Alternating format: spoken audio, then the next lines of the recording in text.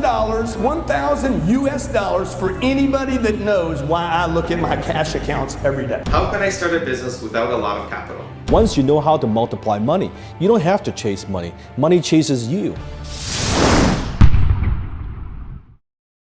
Rise and shine, it's Entspresso time. I wake up every morning. Espresso keep me going. I wake up every morning. Hey, it's Carmichael. I'm a little sick, but this channel was created to help you overcome the #1 challenge that is holding you back, a lack of belief in yourself. You watch these videos because you know there's something more inside you too. You have Michael Jordan level talent at something. So let's start your day off right together. Grab your coffee and sip on today's message from Grant Cardone.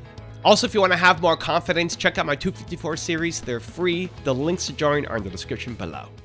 I've been at a point in my life where I thought less of me than anyone thought of me. How many of you have been there? My dreams are first every day, then my wife, then my kids.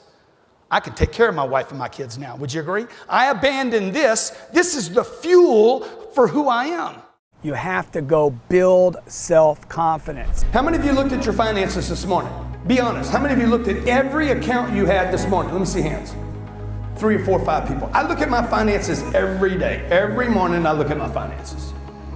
I want to confront management of the household. I am in charge of the money in my household. Every single day for 35 years, I look at my finances. Every single day. How much money's in this account? How much money's in this account? How much money's in this account? How much money's in this account? $1,000, 1,000 US dollars for anybody that knows why I look at my cash accounts every day. Proud of it. Why you focus on growth? No, not actually, but I like that. So you can track it. No, not because I can track it. You can 10x it. No, not so I can 10x it, so I can get rid of it. I don't want money. I want my money having babies. Okay? This little dude on this 50, what's his name? Yeah, whatever. I need him to make some babies for me. Okay? I need him to populate my other bank accounts. So the reason I look at how much money I have every day is I got to put him to work. This dude needs to get to work even though he's dead. He needs to go to work for me. You understand? Money is trash. Money is garbage. Okay, help me out here. Cash is king. That's what you were told. You know who told you that? The banks told you that. Cash flow is king. Cash flow is king. Cash flow. Say it again, man. Cash flow is king. Cash flow is king. Hi, I'm Carmichael, and in today's video, I want to answer a question from one of my readers, Ishak, who asks, how can I start a business without a lot of capital? It's a great question, and what I want to remind you of is it's not so much about how many resources you have when you're starting up. It's more about how resourceful you are that will determine how successful your company will be as you grow. So if you don't have a lot of money to start up a business, that's okay. What I advise entrepreneurs to do is try to start a service-based business instead of a product-based business. So that's #1. Product-based businesses are more expensive. You have inventory, there might be a manufacturing process, you have to store your product somewhere. There's a lot more cost, and if you don't sell your product, you're stuck with all this extra inventory that you can't get rid of. Where a service-based business, the only cost really is your time. You may need some business cards, you may need a website to help you get started, but there's not a lot of other costs that are associated with it. It also allows you to get really close to your customers, learn more about the problems that they're facing, and if you then decide to launch a new product afterwards, you know the types of things that they're really going to need. So think about a service-based business instead of a product-based business to help you get started. The second thing I want you to think about is you don't necessarily have to start full-time.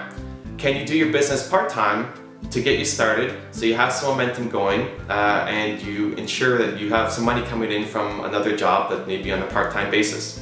So it's great if you can launch full out into your business, but if you can't afford that, you can always start on a part-time basis. It's more important that you make steps every day to build your business, even if it's on a part-time basis, than to invest tons of energy for 3 months and it doesn't take off and then you shut down the business. So if you have to start part-time, that's okay. One thing I want to remind you of, and what I want you to think about is, can you build your business around the customer, around the paying customer? So a lot of entrepreneurs will start a business, they think they have the greatest idea in the world and everybody's gonna buy the product, and then they get out into the market and nobody wants what they're selling.